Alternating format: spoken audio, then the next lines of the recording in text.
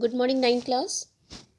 बेटा ये आपकी आज की वर्कशीट है, वर्कशीट नंबर 77। आज 1 तारीख की ये वर्कशीट है और हम लोग हिस्ट्री का चैप्टर 2 शुरू कर रहे हैं, नात्सीवाद और हिटलर का उदय। इसमें हमने नात्सीवाद के बारे में पढ़ना है, क्या था नात्सीवाद और हिटलर का उदय कैसे हुआ। तो चलिए शुरू करते हैं चैप्टर। प्रथम विश्व युद्ध के बाद जर्मनी। आपको पता है कि प्रथम विश्व युद्ध जो है वो 1914 में शुरू हुआ था और 1918 तक विश्व युद्ध चल रहा था। तो इस विश्व युद्ध में 2 शक्तियाँ थीं, एक मित्र राष्ट्र और एक धुरी शक्ति। तो प्रथम विश्व युद्ध जब हुआ तो मित्र राष्ट्रों द्वारा धुरी शक्तियों की हार हुई, जिसमें जर्मनी भी एक था। अब उसके बाद क्या हुआ ये पढ़ते हैं हम। क्या असर हुआ जर्मनी पे प्रथम विश्व युद्ध का। युद्ध का हर्जाना वाइमर गणराज्य पर थोपने से जर्मनी के लोगों में पराजय का अपराध बोध था।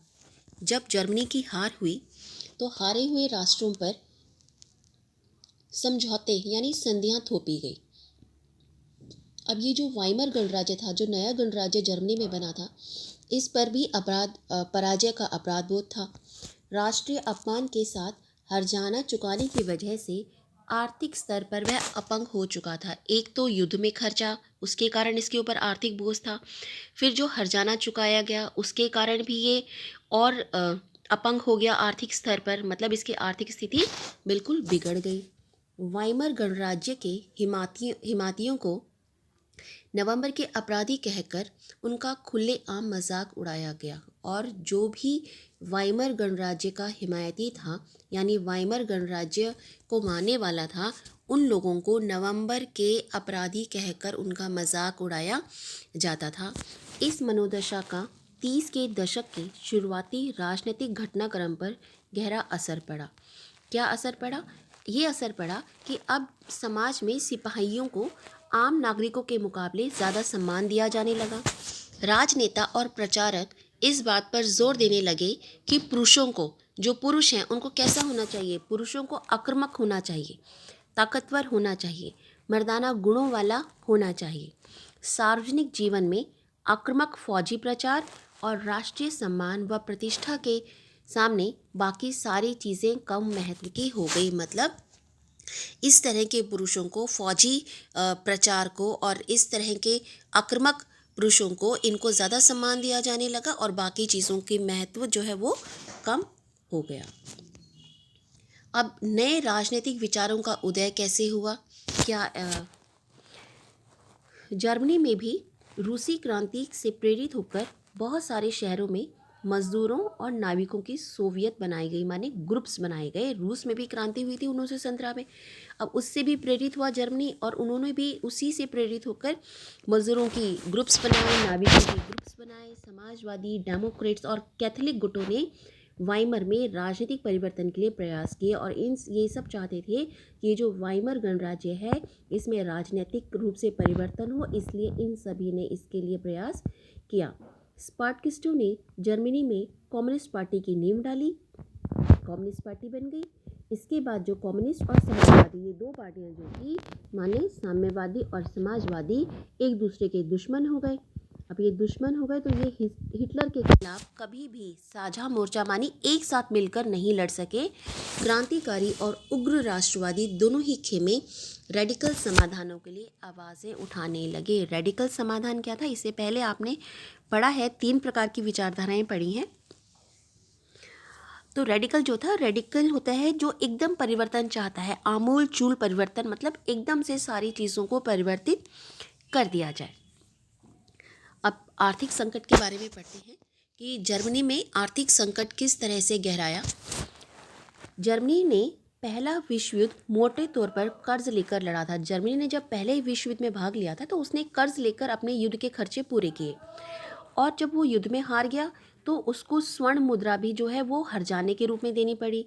अब जर्मनी के ऊपर दोहरा बोझ हो गया। दोहरा बोझ कैसे हुआ?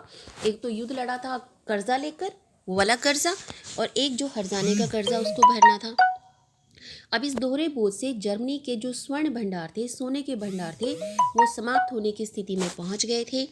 आखिरकार 1923 में जर्मनी ने कर्ज और हर्जा चुकाने से इनकार कर दिया। जर्मन सरकार ने इतने बड़े पैमाने पर मुद्रा छाप दी कि उसकी मुद्रा मार्क का मूल्य तेजी से गिरने लगा। अब जर्मनी ने क्या किया, उसने हर्जाना चुकाने से इनकार कर दिया और मुद्रा छाप दी, यानी नोट छापने शुरू कर दिए। और इतने नोट छाप दिए कि जो उसकी मुद्रा थी ना, उसकी मुद्रा थी मार्क।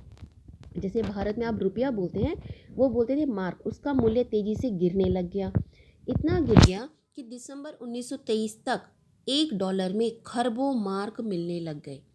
जैसे जैसे मार्क की कीमत गिरती गई, ज़रूरी चीज़ों की कीमतें आसमान छूने लग गई। इतनी ज़्यादा कीमतें बढ़ गई। इस संकट को बाद में अति मुद्रास्फीति का नाम दिया गया। जब कीमतें बढ़ती हैं तो उसे मुद्रास्फीति कहा जाता है, और जब बहुत ज़्यादा कीमतें बढ़ती हैं तो उसे अति मुद्रास्फीति कहा जाता है। जब कीमतें बेहिसाब बढ़ जाती हैं तो इस स्थिति को अति मुद्रास्फीति का नाम दिया जाता है। जर्मनी को इस संकट से निकालने के लिए अमेरिका सरकार ने हस्तक्षेप किया। अब जर्मनी को इस संकट से निकालने के लिए अमेरिका बीच में आया। इसके लिए अमेरिका ने डॉफ्स योजना बनाई। इस योजना में जर्मनी के आर्थिक संकट को दूर करने के लिए हर्जाने की शर्तों को दोबारा तय किया गया। अब अमेरिका बीच में आ गया। अमेरिका ने कहा ठीक है, जर्मनी के हालत को सुधारने के लिए हम कोई योजना लेकर आते हैं। वो योजना लेकर आई डॉफ्स योजना, और इस योजना के तहत उसने कहा कि जो हमने जो हर्जाना भरने की जो शर्तें लगाई थी, अब हम उन शर्तों को दोबारा तय करते हैं। नए सिरे से नए नियम, नए हर्जाने की नई शर्तें बनाते हैं।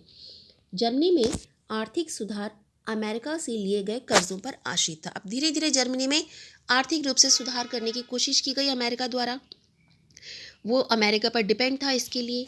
लेकिन जब 1929 में अमेरिका में वॉल स्ट्रीट एक्सचेंज यानी शेयर बाज़ार जो वहाँ का था वो धराशायी हो गया, तो जर्मनी को मिल रही मदद भी रातों रात बंद हो गई। अब जो जर्मनी अमेरिका पर आश्रित था, अमेरिका में खुद ही शेयर बाज़ार नीचे गिर गया, तो जो जर्मनी को मदद मिल रही थी वो भी बंद हो गई। 1929 से 1932 की इस मंदी का सबसे बुरा प्रभाव जर्मन अर्थव्यवस्था पर पड़ा। मतलब 1929 से 1932 तक के जो हालात थे वो बहुत बुरे थे। बेरोज़गारी बढ़ गई, अपराध बढ़ गए, चारों तरफ गहरी हताशा का माहौल था। लोकतांत्रिक संसदीय व्यवस्था में लोगों का विश्वास खत्म होने लगा, क्योंकि उनके लिए कोई समाधान ही नहीं मिल पा रहा था। महंगाई इतनी ज़्यादा बढ़ रही थी कि लोग लूटने के लिए, एक दूसरे को लूटने के लिए मजबूर थे। पूरे देश में राजनीतिक अस्थिरता और नेतृत्वहीनता का माहौल हो गया। नेतृत्वहीनता मतलब कोई उन्हें एक ऐसा नेता नहीं मिल रहा था जो उन्हें इन सारी मुश्किलों से बाहर निकाल सके। तो अभी हमने ये जो पढ़ा, ये पढ़ा हमने जर्मनी। अभी हमें हिटलर का उदय पढ़ना है, तो उससे पहले जर्मनी में क्या हालात थे, जर्मनी किन स्थितियों से गुजर रहा था, उसके बारे में हमने पढ़ा है। ठीक है, अब क्वेश्चंस देखते हैं। क्वेश्चंस क्या क्या है। प्रथम विश्व युद्ध ने जर्मनी पर क्या आर्थिक प्रभाव हुए, ये अभी हमने ऊपर पढ़ा। सभी चीज़ें आप पॉइंट्स में लिख लेंगे। वाइमर गणराज्य के सामने क्या चुनौतियां थी, अभी हमने पढ़ा क्या क्या चुनौतियां थी वाइमर गणराज्य के सामने। उसको आर्थिक मंदी से उबरना था, है ना, और उसका संसदीय अर्थव्यवस्था में उसका विश्वास खत्म हो गया था। ये सारी चीज़ें ऊपर से आपने पॉइंट्स में लिखनी है, पैरा में से। प्रथम विश्व युद्ध के बाद जर्मनी में आए नए राजनीतिक विचारों के क्या कारण थे। क्या कारण थे कि प्रथम विश्व युद्ध के बाद जो नए राजनीतिक विचार आए, क्या कैसे आए, ये हमने यहाँ पे पढ़ा कि रूसी क्रांति से भी प्रभावित था। समाजवादी डेमोक्रेट्स ने नए परिवर्तन लाने के प्रयास किए। ठीक है, साम्यवादी और समाजवादी एक दूसरे के दुश्मन हो गए। तो ये सारी चीज़ें भी आप पॉइंट्स में लिखेंगे। अगला देखिए, प्रथम विश्व युद्ध के बाद, अच्छा ये हो गया। फोर्थ देखिए, प्रथम विश्व युद्ध के बाद जर्मनी में किस तरह के सामाजिक विचारों को प्रमुखता दी जाने लगी। किस तरह के विचार, हमने जो पढ़ा कि ऐसे व्यक्ति जो आक्रामक हो उनको महत्व दिया जाने लगा, फौजियों को ज़्यादा महत्व दिया जाने लगा। वो सारी चीज़ें आप लिखेंगे।